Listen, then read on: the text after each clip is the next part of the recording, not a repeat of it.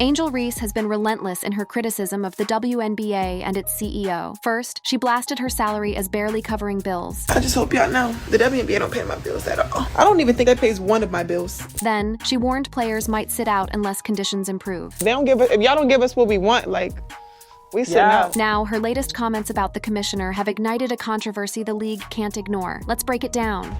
Angel Reese goes off on WNBA. The gloves are off. Angel Reese isn't just calling out the WNBA. She's torching the entire system that she says is exploiting players while hiding behind a fake women empowerment image. And the most damning part? She's not wrong. This isn't the usual polite athlete PR spin. Reese looked directly into the camera, voice steady but eyes burning, and dropped the kind of truth bomb that sends PR departments into a full-blown meltdown. I just hope y'all know the WNBA don't pay my bills. It's the kind of statement you almost never hear from a player still in the league, because it rips the mask off a business model that's been carefully crafted to make fans believe everything's fine. But Reese wasn't done. She went further, revealing her $8,000 a month rent dwarfs what she gets from the league. Do the math. That means her entire WNBA salary doesn't even keep a roof over her head for the season. And yet, while players like Reese struggle with basic living costs, WNBA leadership keeps pushing out growth press releases, basking in sponsorship deals, and smiling for photo ops with NBA stars, acting as if the money is trickling down. Spoiler, it's not. Here's why this moment matters. Angel Reese isn't just venting about her paycheck. She's ripping open a wound the league has tried to bandage for years. She's exposing a pay structure that players have quietly resented for over a decade. This is about more than rent, more than bills. This is about respect. So here's the central question. If the WNBA is about to rake in hundreds of millions in guaranteed revenue, why are its stars still essentially living like broke college athletes who made the wrong career choice? The hypocrisy is impossible to ignore. This is the same league that uses women like Reese to sell jerseys, boost viewership, and market itself as the future of women's sports.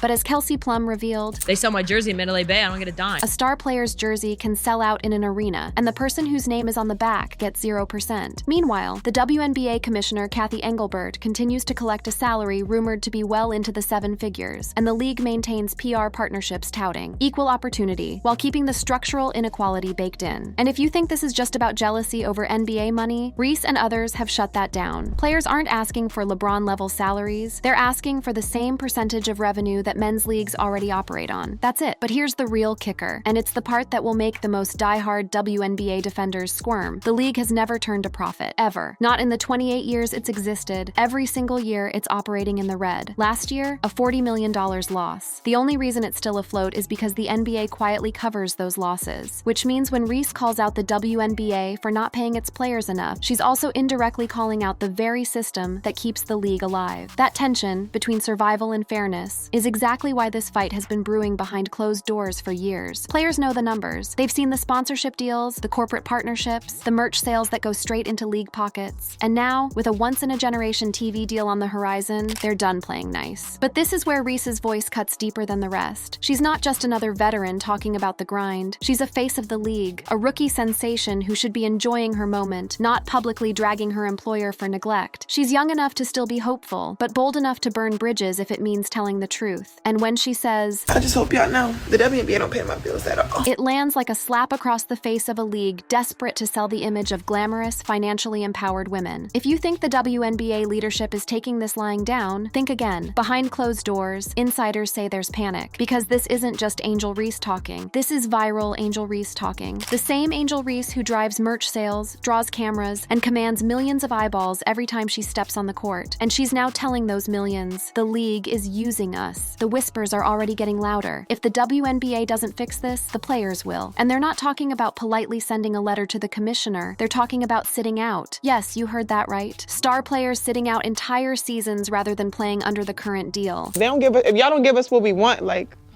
we sit out. That's not idle talk. That's a public warning from inside the locker room. And it's a nightmare scenario for the league because this isn't just about losing a few games. It's about losing the very stars that drive ticket sales, streaming numbers, and sponsorship value. Without them, the WNBA's marketability collapses overnight. But here's what's wild. Instead of treating this like the 5-alarm fire it is, leadership has been brushing it off, leaning on the old, we're still growing excuse. The league loves to point out it's only 28 years old, as if that justifies a pay structure stuck in the early early 2000s. The problem? 28 years is old enough to stop blaming growing pains for inequality, and the players know it. Caitlin Clark has already hinted that the most important conversations happening aren't about highlights or MVP races. They're about how the pie gets cut. And I think that's one of the things that we're in the room fighting for, like Fee said, is, we should be paid more, and hopefully that's the case moving forward as the league continues to grow. This is where the story gets ugly, because once you start talking percentages and revenue sharing, you pull back the curtain on the WNBA's books, and that's where the contradictions live. On one hand, the league is in the red, losing millions each year. On the other hand, valuations of teams like the Seattle Storm and Las Vegas Aces have soared into the hundreds of millions, driven by projected media revenue and brand potential. Think about that. You can buy into a WNBA team today and watch your investment skyrocket, even if the actual league is losing money. Why? Because the real cash cow is coming in the form of those massive TV deals and corporate sponsorships. That's why Reese's comments hit so hard. She's not just revealing her personal struggle, she's shining a light on a business model designed to enrich the top while telling the workers to be patient. In the NBA, jersey sales are split with players. It's part of the revenue share agreement. In the WNBA, every single dollar from your jersey goes to the league or your team. Imagine working in sales, landing the biggest client your company has ever had, and being told, congrats, your commission is zero. And that's the heart of the problem. These women are sacrificing their personal lives, their health, and their prime years, only to be told they should be grateful for the opportunity. If this sounds familiar, it's because we've seen this playbook before, in the early days of the NBA itself. Back in the 1960s and 70s, NBA players were also underpaid, with no real benefits, and had to work second jobs in the off-season. The difference? The NBA eventually fixed it through strong player unions and collective bargaining. The WNBA players are now on the same warpath. But here's where the WNBA could be walking into a disaster: the timing. The league's current collective bargaining agreement expires in 2027, and negotiations are already being framed as an all-or-nothing showdown. The players know the new TV money will start flowing in 2026, and they're not going to accept crumbs. The leverage is building, especially with fan attention at an all-time high thanks to stars like Reese, Clark, and Aja Wilson. The risk? If the league digs in its heels, we could see the first major WNBA player strike in history. And unlike other sports leagues, where fans have decades of loyalty, the WNBA can't afford to alienate the surge of new supporters it's finally getting. Still, the league has its defenders. Some argue that until the WNBA turns a profit, it can't sustainably raise salaries. As Shannon Sharp bluntly put it, I'm losing money,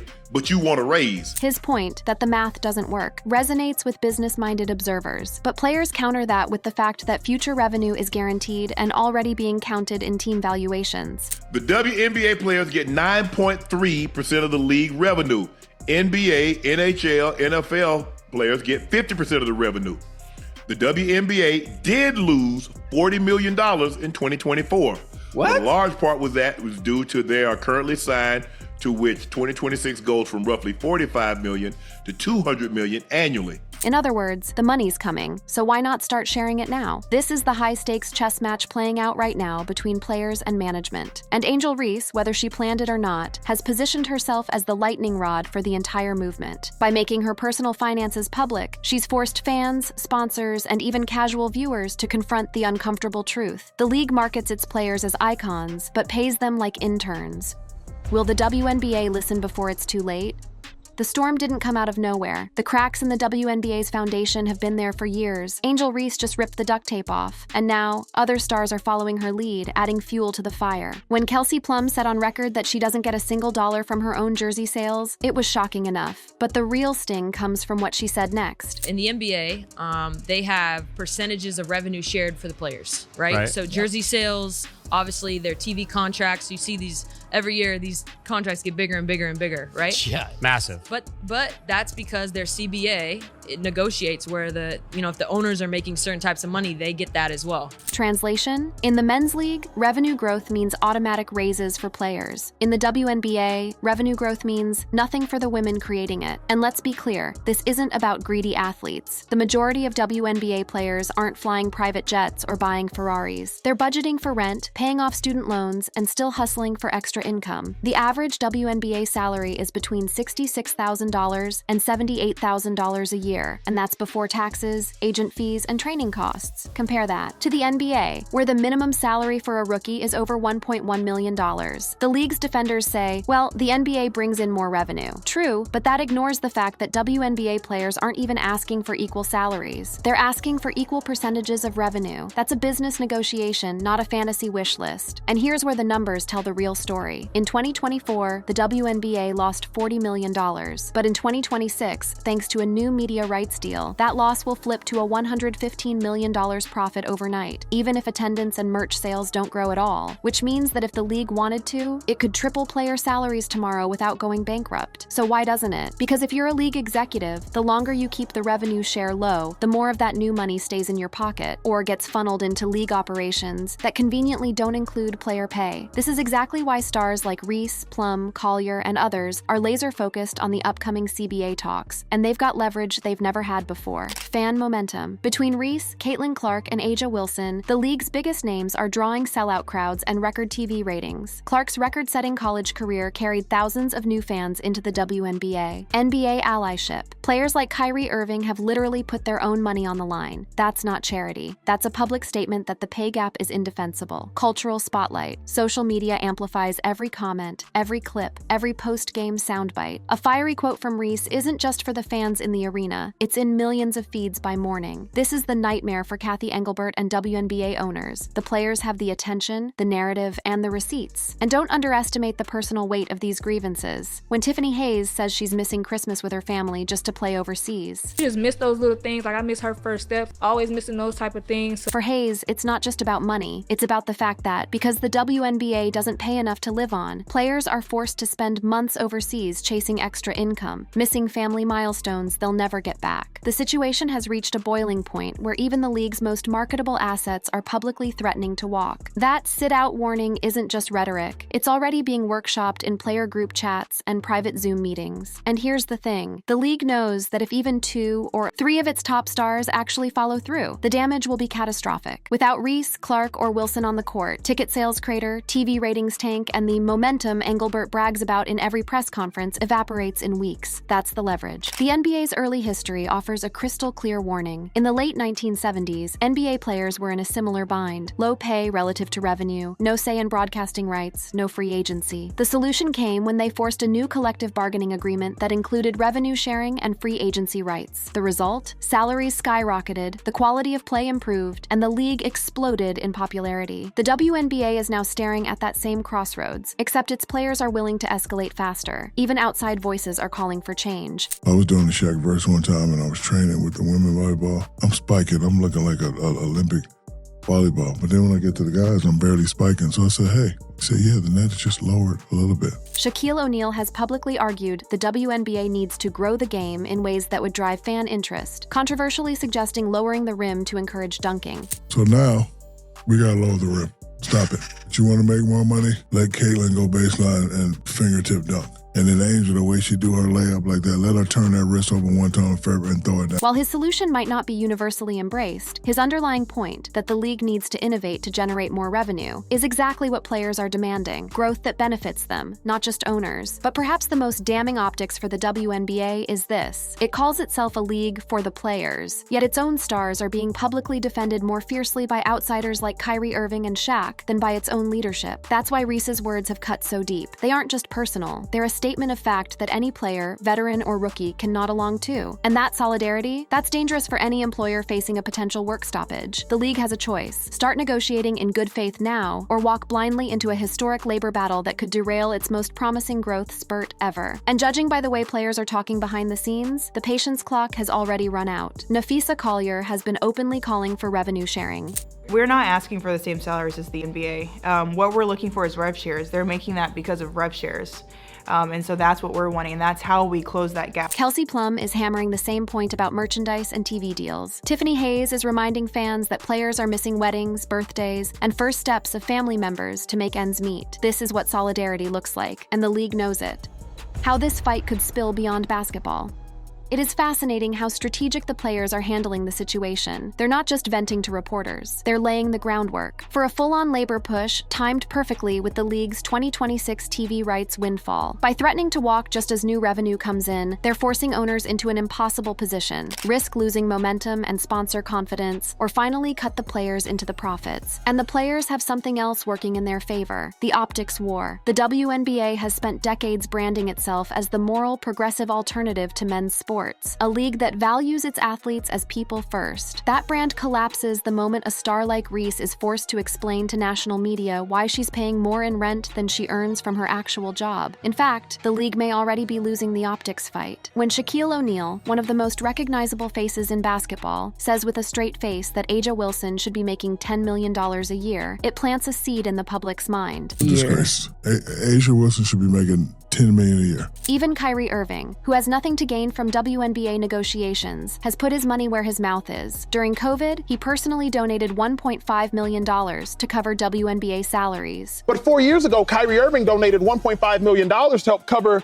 WNBA salaries during COVID. These moments don't just boost morale, they create public pressure that the league can't ignore. Because once mainstream fans start repeating the phrase, pay them what they're worth, sponsors start asking awkward questions too. And awkward questions are exactly what the WNBA doesn't want as it courts billion-dollar media deals. But here's where the real chess move comes in. Players are talking about using the 2026 season as their bargaining weapon. Not the 2027 CBA expiration, 2026. Why? Because that's when the money actually hits. If they threaten to sit out just as ESPN and other networks are cutting the biggest checks in league history, they maximize leverage. A lockout in 2026 would scare advertisers, rattle sponsors, and potentially blow up the very deals the league is counting on to stabilize its finances. And the players know they have more control than they've ever had. Social media isn't just for highlight reels, it's a negotiation tool. Reese alone commands millions of followers. Caitlin Clark's fan base floods arenas no matter where she plays. If those fans suddenly hear their favorites are being mistreated and underpaid, guess who they'll side with? That's the nightmare scenario for WNBA Commissioner Cathy Engelbert, a united front of top players with their own massive platforms, dictating the terms of the conversation before she even sits down at the bargaining table. It's why Engelbert's office has been scrambling to highlight league growth at every opportunity. Every press conference is a reminder about attendance increases, TV viewership spikes, and the bright future ahead. But those talking points ring hollow when the stars are saying, on the record, that the future doesn't pay their bills now, and the players aren't letting up. Angel Reese's viral soundbite about her $8,000 rent didn't just get headlines. It got retweeted by political figures, sports analysts, and even rival athletes. That cross-industry attention is a gift in labor disputes. It reframes the conversation from athletes want more money to workers want fair pay. And that's a message the public understands. Veteran WNBA players, many of whom have quietly endured the same financial squeeze, are now saying in private that they wish they had pushed harder years ago. Younger players like Reese and Clark are making sure they don't repeat that mistake. This is no longer a polite request. It's a coordinated push for systemic change. In Part 3, we'll reveal how this fight could spill beyond basketball into legal challenges, media showdowns, and even calls for government scrutiny of sports labor practices. Because the way things are shaping up, the WNBA isn't just facing a salary dispute, it's facing an existential question. Is it really the progressive, player-first league it claims to be, or just another corporation protecting its bottom line? The WNBA's leadership may believe this is just another pay me more phase that will blow over. They're wrong. What's brewing here is bigger than basketball, and if the league misplays it, they won't just lose players. They could lose the very image that's kept them afloat for nearly 3 decades. That image, the league that empowers women, that champions equality, that claims to set a better standard than men's sports, becomes impossible to maintain if your biggest stars are publicly saying you can't even pay their rent. And once that credibility starts to crack, it's not just fans who take notice. It's advertisers, sponsors, and media partners. Already there are whispers that outside labor watchdog groups are watching the WNBA situation closely. The combination of low salaries, disproportionate travel demands, and what players describe as a lack of basic revenue-sharing rights makes the league an easy target for public scrutiny. And if the players were to file a grievance or seek legal remedies for unfair labor practices, it would drag every uncomfortable financial detail of the WNBA into public view. The league cannot afford that. Not when it's banking on a 2026 media deal that will quadruple annual TV revenue. Not when billionaire owners are watching the rising valuations of franchises like the Seattle Storm and Las Vegas Aces and licking their lips at the investment potential. But here's the irony. That same growth is what's giving players the leverage to fight back harder than ever. If 2026 is the golden year for league revenue, it's also the year the players can do the most damage by walking away. A well-timed strike in that season wouldn't just hurt the WNBA, it would embarrass it, right when it's trying trying to sell its product to the world. The threat is real. In locker rooms and group chats, the message is simple. Hold the line. Don't let the league divide rookies from veterans or international players from U.S. stars. Share numbers, share stories, share receipts, and the receipts are damning. We've already heard from jersey sales. We've seen clips shared millions of times. We've read Nafisa Collier's explanation that it's not about equal salaries with the NBA. It's about equal percentages of revenue. And we've watched Tiffany Hayes choke up as she talks about missing her great niece's first steps because the league forces her to play overseas just to survive. These aren't isolated complaints. They're a pattern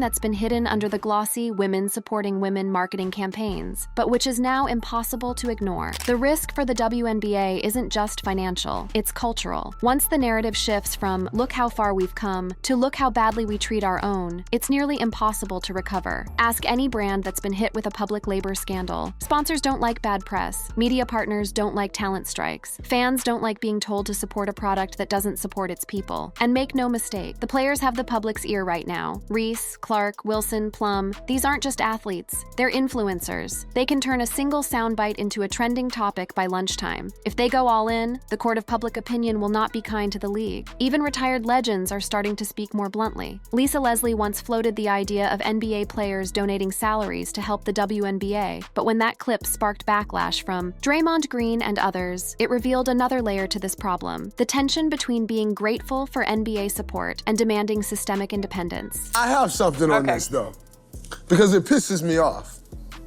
It pisses me off because I don't think there's anyone in America that supports the WNBA more than NBA players. 100%. The NBA players support the WNBA like the most. More than we probably support the NBA. And it bothers me. The WNBA hates that narrative. It undermines the league's identity as self-sustaining. But until the financial structure changes, it's a fact the players will keep hearing every time they ask for more. So what happens if the WNBA calls their bluff? If Engelbert and the owners refuse to raise the revenue share above the current 9.3% and the players actually sit out? The short-term pain would be brutal. Canceled games, refund demands, tanked ratings, and likely a dip in franchise valuations. But the long-term damage would be worse, because it would tell every young girl dreaming of playing in the WNBA that her labor, her health, and her sacrifices will never be valued as much as the marketing slogans suggest. That's why this fight has an all-or-nothing feel. For the players, backing down now isn't just losing this round. It's locking themselves into another decade of crumbs while the league feasts on the pie. For the league, giving in means ceding power and setting a precedent that players can win big if they organize. The truth is, one of them will blink first, and the side that blinks will lose far more than money,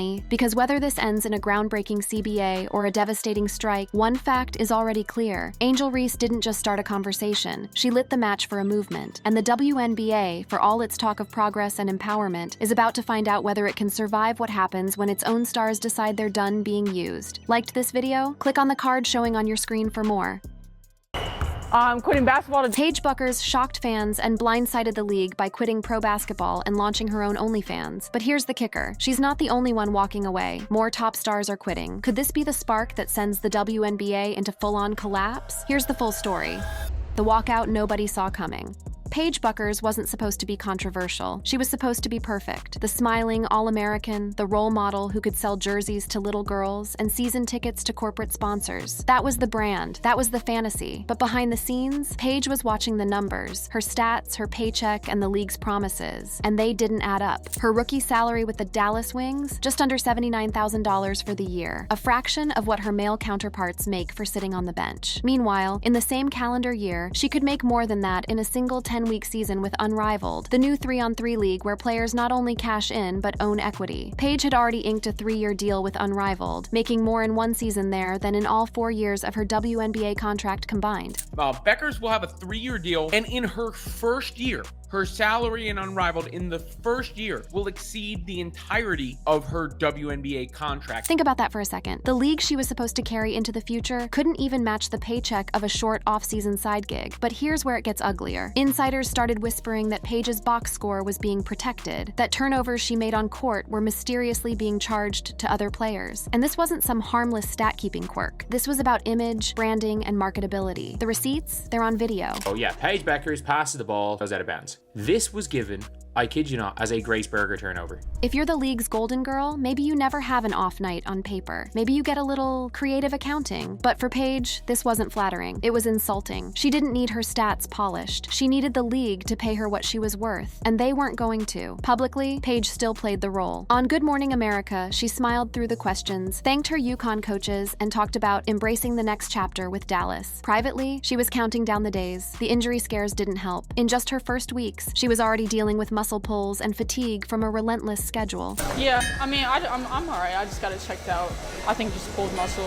For someone who had already fought through brutal rehab in college, the idea of grinding for minimal pay, while another league was offering triple the money and half the games, was looking less like loyalty and more like self-sabotage. Then came the circus comment. At first, it sounded like a joke, a throwaway line in a short clip. I'm quitting basketball to join a circus. But in hindsight, it was a warning. Paige was already done with the WNBA. The circus wasn't literal. It was a metaphor for the next act of her career, one where she controlled the tent and kept all the ticket sales. That act, as it turns out, would be OnlyFans. And here's the part the league didn't see coming. Paige isn't some rookie trying to scrape together rent money. She's a marketing juggernaut with millions of followers, brand deals with Nike, and a fan base that skews young, loyal, and digital. In other words, the exact audience that thrives on subscription-based content. OnlyFans wasn't a fallback. It was a power play. Instead of splitting ad revenue with a league that undervalued her, she'd keep 100% of her image and cash out directly from the people who wanted to see her most. If you think this is just one athlete making a personal choice, you're missing the bigger picture. This is a player walking away from the system entirely. The same system the WNBA commissioner defended as building for the future, while telling players to be patient about the pay gap. It's hard for players and the media and everybody to understand what we're building here. Trying to build something big here. We're trying to drive an economic model that's sustainable. For Paige, the wait was over. She wasn't going to survive in the system, let alone thrive. She was going to own her future. And the twist? The league may have just handed her the perfect marketing campaign. They called her the face of the WNBA. Now she gets to decide exactly where that face and every other part of her brand is seen. But the question everyone's asking is, did Paige just kill her basketball career? Or did she just find a way to make more money with less work and total control? Here's the thing the WNBA brass never seems to grasp. The math is public now. We're not in 1998, when a player's paycheck was a mystery, and their image was whatever the league's PR team printed in the media guide. We're in an age where every player's salary is searchable, every endorsement is dissected, and every bad call or bad stat is instantly clipped and shared. And Paige Buckers, she grew up in that reality. She knows the optics game better than anyone. When Unrivaled offered her a package that outpaced her entire rookie WNBA contract in one season, it wasn't a tough decision. It was a mic drop. The WNBA still thinks it can frame low pay as part of building, something sustainable. Paige saw it for what it was, a polite way of saying, we're not paying you what you're worth because we can't or won't. And that's before we even talk about the stat padding scandal. Imagine working your entire life to get to the top level of your sport, only to find out the official record books are being doctored. Not to make you look worse, but to make you look better for the cameras. Now, if you're a star player who's secure in your game, you'd think this might not matter. But here's the problem. It does matter. It means the league is actively manipulating the narrative. And when they start massaging the truth for one player, it casts doubt on every number in the book. How can fans trust the competition if they can't even trust the box score? Paige, to her credit, didn't make this a public war. She didn't tweet angry threads. She didn't call out the stat keepers in post-game interviews. But she did take note. And when she realized this wasn't just about protecting her, it was about protecting the WNBA's chosen storyline, she started thinking about her own storyline, one where she didn't have to wait for someone else to decide her value, one where her fans paid her directly. But if you think OnlyFans is just about explicit content, you're missing the strategic angle. This is about direct-to-consumer monetization. It's about taking the millions of people who already follow Paige on Instagram, TikTok, and YouTube, and moving the most loyal, most engaged ones to a platform where they're paying monthly to be part of her inner circle. In other words, instead of playing 40 games a season for a league that underpays her, she can post exclusive content, training sessions, lifestyle videos, behind-the-scenes travel, brand collaborations, and make the same money in weeks. And if she wanted to push the envelope with more personal content, the earnings potential goes from high to astronomical. The timing also couldn't be worse for the WNBA. They're heading into a new CBA negotiation, already under fire for the massive pay gap between men's and women's leagues. There's been a lot of discussion from the draft and onward about the vast disparity in pay between the WNBA and the NBA. When your #1 pick quits before the end of her rookie contract and goes to a subscription platform that makes her richer in 3 months than you could in 4 years, players. How do you even sit at the table with the players' union and argue sustainability? It's not like Paige was some bench warmer quietly cashing checks. She came into the league with an NCAA championship pedigree, a massive social media following, and enough cultural momentum to pull casual fans into WNBA broadcasts. She was exactly what the league claimed it wanted, a star who could grow the game. But instead of doubling her salary to lock her in, they let Unrivaled swoop in with a deal that not only paid more, but gave her equity in the league itself. Think about that. Paige went from being an underpaid employee in the WNBA to being a part owner in a competitor. And now, she's effectively her own corporation. Even her injuries, which the WNBA might have quietly feared could derail her, became part of the pivot plan. Yeah, it's super surreal, just for people to continue to follow my journey. Really appreciate their support. She turned her recovery periods into engagement opportunities, updating fans, sharing workouts, posting lifestyle content. Every step of the way, she was training her audience to follow her, not just the scoreboard. That's the part the league never understood. Paige isn't dependent on basketball to be relevant. Basketball was just her launch pad. And when she teased quitting basketball, that wasn't just a joke. It was Paige telling everyone that the show was about to move, and she was taking the spotlight with her. Only this time, she wasn't splitting ticket sales. The ripple effect is already being felt. Sponsors that were tied to her WNBA appearances are reportedly renegotiating, not because they're cutting her off, but because they want their branding inside her new platform. Think about that. Paige might actually be more valuable to advertisers off the court, where she controls the visuals, the message, and the audience targeting. And for other WNBA players watching this unfold, the message is loud and clear. You don't need the league to make money, which is the one thing the league can't afford them to realize. The money play that changed everything.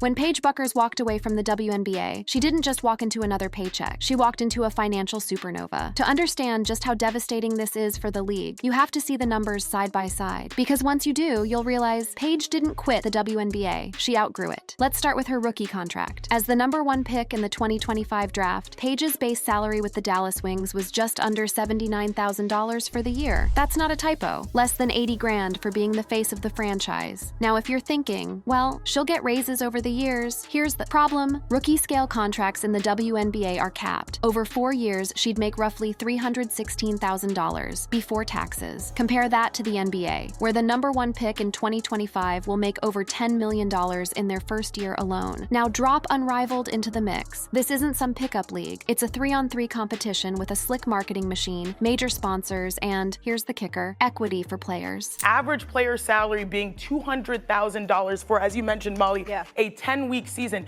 That is a standard. For Paige, her 3-year deal with Unrivaled pays more in a single 10-week season than her entire 4-year WNBA contract. And she's not traveling cross-country every other night. She's not grinding through back-to-back games with minimal rest. She's working smarter, not harder. But here's where it gets nuclear. OnlyFans. This is where the WNBA can't compete. Not now, not ever. Because the economics of direct subscription blow the economics of league play out of the water. Paige has over 2 million followers across her social platforms. Let's be conservative and say just 1% of them subscribe at $15 a month. That's 20,000 subscribers, or $300,000 every month. In 1 month, she could match 4 years of her WNBA pay. In a year, we're talking $3.6 million. And that's without factoring in tips, pay-per-view content, or brand partnerships she controls entirely on her terms. And the thing is, Paige has been training for this without anyone realizing it. Every post-game interview, every behind-the-scenes clip, every charity event, it's all been content. And content is currency. Even her so-called downtime from injuries was monetizable. She could turn rehab into a vlog series. She could turn gym sessions into training tutorials. She could turn travel days into lifestyle showcases. The league might have thought it was keeping her relevant between games. In reality, it was teaching her how to keep fans hooked without the league at all. Now let's talk why this is such a nightmare for the WNBA. First, precedent. Paige isn't some random mid-tier player. She's the prototype of what the WNBA says it wants. Young, talented, marketable, and relatable. If she walks away and ends up making more money and gaining more control over her image, what's stopping other stars from doing the same? Second, leverage. With CBA negotiations looming, the players' union now has a golden example to point to. You don't pay us enough, and there are other places we can go. That's a bargaining chip worth millions. Third, public optics. The league can't spin this as a retirement or hiatus without looking ridiculous. Paige is in her athletic prime. She's healthy enough to play. She's just choosing not to play for them. That's a headline they can't PR their way out of. Even the WNBA commissioner's own words now look like an unintentional setup for Paige's exit. It's hard for players and the media and everybody to understand what we're building here. But we're trying to build something big here. Translation: we can't pay you now, but stick around for the dream. Paige's response was essentially, why would I wait for your dream when I can build my own today? And there's a fourth problem the league doesn't want to admit. Sponsorship dollars follow attention. In the WNBA, Paige is one star among many, sharing spotlight time and brand inventory with the rest of the roster. On OnlyFans, she is the entire product. Every subscriber is there for her. Every sponsor is paying for exclusive access to her audience. For an advertiser, that's a no-brainer. Instead of paying the league to get a billboard in the arena, you pay Paige directly to feature your product in content seen only by her most devoted followers. Higher engagement, better targeting, no middleman. And then there's the wild card. Unrivaled and OnlyFans are not mutually exclusive. She can play a 10-week Unrivaled season for $200K plus, keep her competitive profile alive, and still run her subscription platform year-round. She could even integrate the two, offering behind-the-scenes Unrivaled content as premium material on her page. That's not a career change. That's a career upgrade. The WNBA knows it too. Sources close to the league say there were frantic meetings as soon as word of Paige's OnlyFans launch leaked, not because they're morally opposed to it, but because it's a terrifying glimpse of a future where the league isn't the main source of income, influence, or identity for its stars. Once that happens, the WNBA's leverage is gone. And the next time a Caitlin Clark, an Aja Wilson, or a Kelsey Plum thinks about jumping ship, Paige's playbook will already be written. Which brings us to the most controversial part of this story, the content itself. Paige hasn't confirmed exactly what she'll post, but insiders suggest it will be a mix of athletic training, personal lifestyle, and more intimate glimpses into her off-court life. Nothing scandalous by her standards, but enough to create that sense of exclusivity that drives subscription renewals. And if she ever decides to push beyond that, the numbers could go from 7 figures a year to 7 figures a month. Here's the dangerous truth the WNBA can't ignore. Paige's exit proves that talent now owns the distribution channels. Back in the early 2000s, if a player left a league, their visibility tanked. The league was the gatekeeper, controlling camera angles, interview slots, even the narrative about why a player was gone. Now, one upload, one post, one story, and Paige can reach millions without the WNBA's blessing, and not just reach them, monetize them instantly. If the WNBA thinks this is an isolated incident, they're either naive or in denial, because the whispers have already started. Other players, especially rookies who haven't even signed their first long-term contract, are asking the same question. Why am I breaking my body for 40-plus games a season for league minimum, when I could make triple that sharing my life directly with fans? The answer the WNBA used to give was exposure. Play in the league, get seen, get endorsements, but Paige has blown that logic apart. She's flipped the equation: get endorsements because you control the content, not because the league gives you screen time. Even her injury moments, once a nightmare for a player's brand, have become part of her revenue strategy. Instead of disappearing while she recovered, she turned rehab into connection. She posted her process. She showed the struggle. She made fans feel like they were part of the comeback. That's emotional equity, and it's priceless when you're building a subscription base. Paige's new playbook is brutally simple. 1. Use the league for visibility. Let them market you, give you press coverage, build your profile. 2. Leverage that audience into your own platforms. Direct them to channels you control. Exit when the time is right. Leave when your brand can survive and thrive without the league. It's not just smart, it's disruptive. And the more players who realize it works, the more the WNBA risks becoming a farm system for talent that ultimately cashes out somewhere else. The ripple effect is already spreading beyond basketball. Agents in other women's sports are watching this closely, especially in leagues where salaries are capped or revenue sharing is minimal. If Paige's numbers explode the way projections suggest, you could see soccer stars, softball champions, even Olympic athletes adopting the same hybrid model: short season competitive play plus year-round subscription monetization. And for those players, Paige just became the proof of concept. There's also the matter of control, the part of the story that's harder to put into dollar signs, but just as valuable. In the WNBA, Paige was bound by team schedules, league dress codes, media training, and PR filters. On her own platforms, she decides the tone, the timing, and the terms. If she wants to drop content at midnight, she can. If she wants to talk unfiltered about league politics, she can. If she wants to post a full day in the life vlog without asking permission from a media department, she can. That freedom is addictive, and once an athlete gets a taste of it, going back to the rigid structure of league play feels like a downgrade. The WNBA's best hope at this point? Hope Paige's move is seen as a one-off stunt, not a sustainable career path. But here's the problem with that hope. The numbers don't lie. Even if her subscriber base levels off at 10,000 paying members, half our earlier conservative estimate, she's still making more than the highest paid WNBA player in history, and she's doing it without the travel grind, without risking her knees every night, and without waiting for TV ratings to trickle into her paycheck. This is the storm the WNBA didn't prepare for, because it's not about competing leagues anymore. It's about athletes athletes realizing they are the league. And if enough of them figure that out, the WNBA doesn't just lose players, it loses its reason to exist. The revolution begins. The moment Paige Booker's announcement hit social media, the reaction was instant and explosive. On one side, you had fans calling her a sellout, accusing her of abandoning the sport that made her famous. On the other, a tidal wave of support from people who saw her decision not as betrayal, but as self-preservation in a system that was never designed to make her rich. And in between those two extremes, the WNBA scrambling to control a narrative it had already lost. The league's first move? Go quiet. No press release, no statement, just silence. But the silence didn't slow the conversation. It amplified it. Sports talk shows dissected the numbers. Industry analysts compared her projected earnings on OnlyFans and Unrivaled to the WNBA salary cap. By the end of the week, Paige's name had trended in 3 different countries without her playing a single game. Even ESPN's own coverage of her rookie season suddenly felt like a prelude to something bigger. Clips from her Good Morning America appearance resurfaced, and the comments section lit up with people quoting her without context. Yeah, just to join a city and an organization that's embraces you.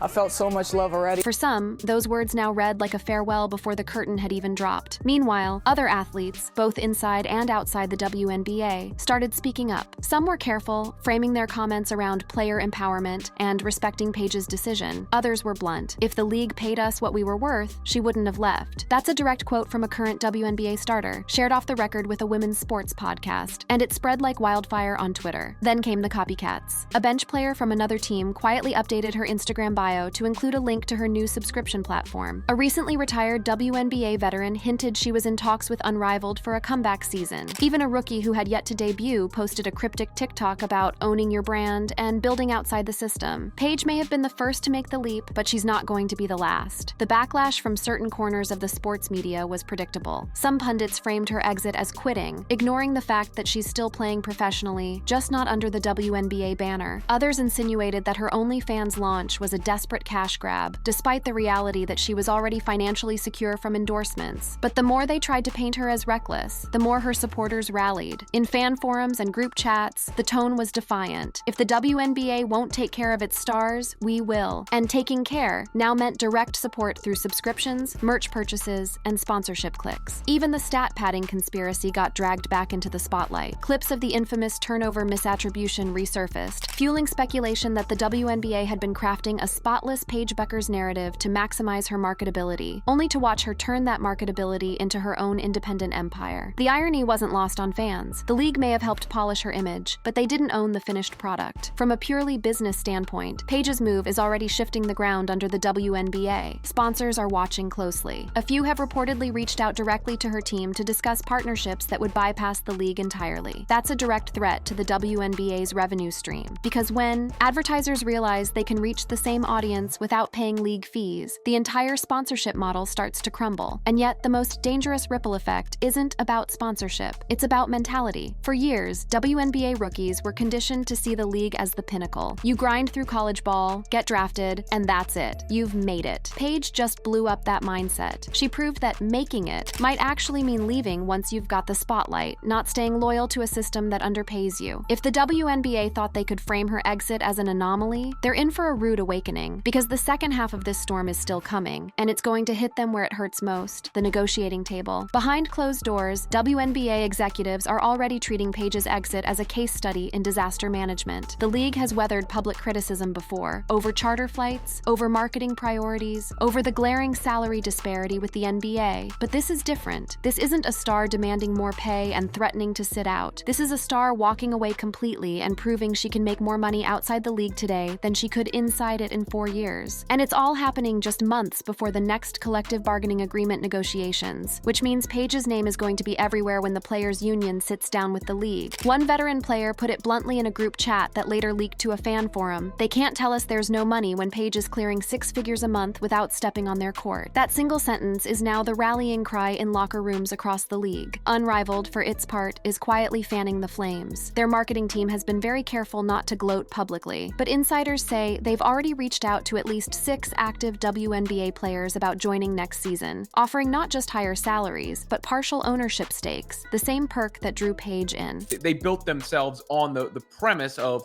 the players having equity in the league and making these better salaries than they're getting, that means they won't have to supplement their salaries overseas. Equity changes the game. A player who owns part of the league isn't just cashing a check. They're building an asset that grows in value. That's something the WNBA can't replicate without overhauling its entire ownership structure. And then there's the OnlyFans factor. Right now, Paige is the only active basketball player with her level of mainstream fame to launch a platform there. But if she pulls 7 figures in her first year, you can bet others will follow. The league has no control over that. They can't stop players from launching their own content brands. They can't even compete on revenue. The WNBA's entire yearly salary cap for one team is less than what Paige could make in a banner year online. That's why the upcoming CBA talks could be the most important in WNBA history. If the league doesn't at least double the rookie scale and raise the veteran max, they risk an exodus of talent that could gut their TV product. And without TV ratings, there's no broadcast deal. Without the broadcast deal, there's no league revenue. Paige has forced their hand, and she didn't even have to show up to a meeting to do it. Fans are picking sides too. Some are vowing to boycott the WNBA until they pay their players like pros. Others are pledging to support Paige exclusively, shifting their merch buys, sponsorship clicks, and social media engagement to her brand instead of the league's. And every time the league tries to push a new star in her place, the comments fill with the same refrain: pay them before they become the next Paige Buckers. The wildest part? This movement is still in its infancy. We haven't even seen Paige's first month of subscription numbers. We haven't seen what kind of sponsorship deals she lands now that she's operating independently. And we haven't seen the copycat effect hit full force. By this time next year, the WNBA could be looking at a completely different talent landscape, one where their most marketable players are part-time employees at best, and full-time content entrepreneurs at worst. Paige herself has stayed mostly quiet since the announcement. No gloating, no shots at the league, just a calm, confident pivot into her new ventures. But sometimes, silence speaks louder than any press conference. By refusing to defend or explain herself, she's letting the results do the talking. And that's what scares the WNBA the most. Because if her move works, no speech, no contract, no commissioner's pep talk is going to keep the next wave of stars from following her out the door. So, is this the end of the WNBA as we know it? Not yet. But make no mistake, Paige Buckers didn't just quit basketball. She may have started a revolution in women's sports economics, one where the league is no longer the top of the pyramid, but just one option among many for elite talent. And for the first time in decades, the players have the power. Found this information exciting and unbelievable? Be sure to check out other similar and amazing videos on the screen. Thanks for watching. I'll see you in the next video.